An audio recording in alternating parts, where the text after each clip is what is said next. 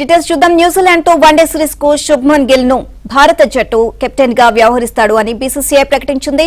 జట్టులోకి తిరిగి శ్రేయస్ అయ్యర్ ను తీసుకున్నారు.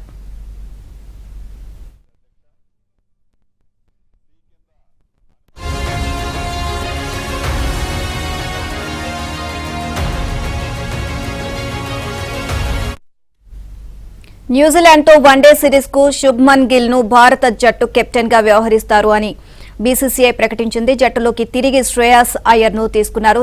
దీనిపై మరింత విశ్లేషణను మా స్పోర్ట్స్ అనలిస్ట్ వెంకటేష్ గారిని అడిగి తెలుసుకుందాం. వెంకటేష్ గారు నమస్తే అండి. నమస్తే అండి.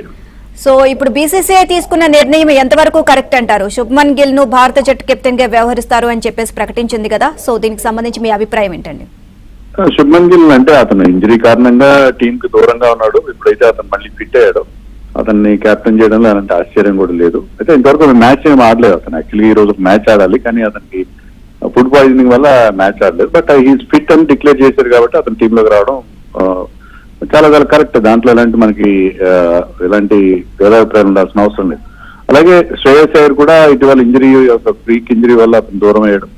But now he is fully fit అని చెప్తున్నారు. బట్ సబ్జెక్ట్ టు ఫిట్నెస్ అతన్ని కూడా టీంలో చేర్చారు. బాగానే ఉంది. వీళ్ళిద్దరు కెప్టెన్ వైస్ కెప్టెన్ వాళ్ళిద్దరు బిఫోర్ ఇంజరీస్ ఎప్పుడైతే వాళ్ళు మళ్ళీ పూర్తి ఫిట్నెస్ సాధించారో వాళ్ళ టీంలోకి వచ్చారు. బాగానే ఉంది. కానీ ఇక్కడ ప్రాబ్లం ఎక్కడ వచ్చిందంటే వాళ్ళిద్దరి ప్లేస్ లో గతంలో ఆడిన రుతురాజ్ గైక్వాడ్ని తీసేశారు. రుతురాజ్ గైక్వాడ్కి ఒకే ఒక మ్యాచ్ లో అవకాశం వస్తే దాంట్లో సెంచరీ చేశారు.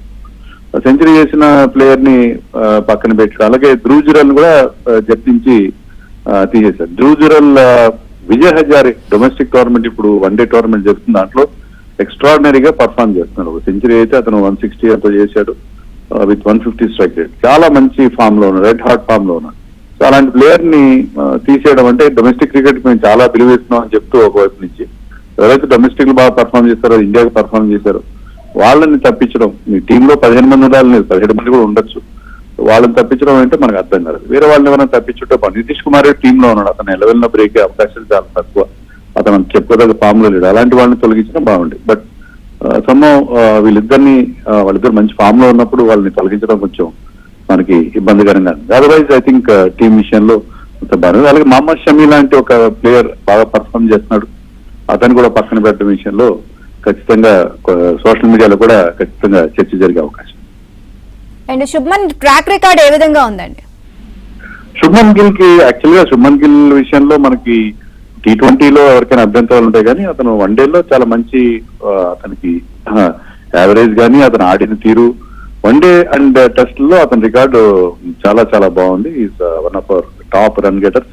సో దాంట్లో మనం వన్డే విషయంలో అతనికి క్యాప్టెన్సీ ఇవ్వడంలో కానీ లేకపోతే అతన్ని టీంలో చేర్చుకోవడం విషయంలో ఎవరికి అభ్యంతరాలు ఉండవు. T20లో అతని రికార్డు ఏమాత్రం బాగాలేదు. 30 మ్యాచ్లు ఆడినా ఇప్పటివరకు కూడా ఆ ఫార్మాట్ లో అతను కావాల్సిన స్ట్రైక్ రేట్ సాధించకపోవడం, కన్సిస్టెన్సీ కూడా చూపించబోవడం చూస్తాం. కానీ వన్డేలో he's been very very consistent. So one day విషయంలో అతని ట్రాక్ రికార్డు విషయంలో ఎవరికి ఎలాంటి అభ్యంతరం ఉండాల్సిన అవసరం లేదు. రైట్, థ్యాంక్ యూ వెంకటేష్ గారు.